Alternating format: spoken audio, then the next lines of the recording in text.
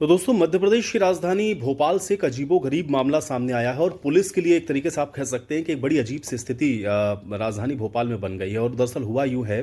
कि एक शिकायत राजधानी भोपाल के एक थाने में एक युवती लेकर के पहुंची है और जो आरोप युवती लगा रही है वो बेहद हैरान करने वाला है।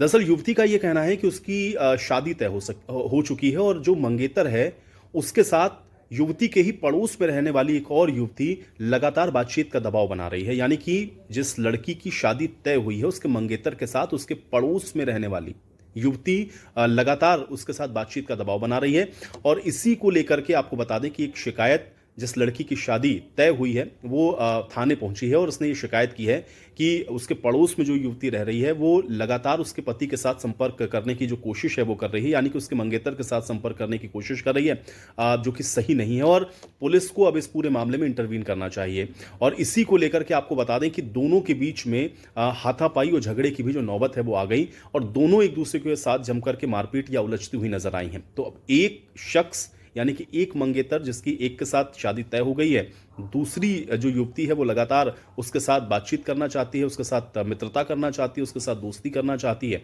और इसको लेकर के जो मंगेतर है अब वो बड़े असमंजस की स्थिति में है। हालांकि अभी उसकी ओर से कुछ भी इस पर कुछ नहीं कहा गया है, लेकिन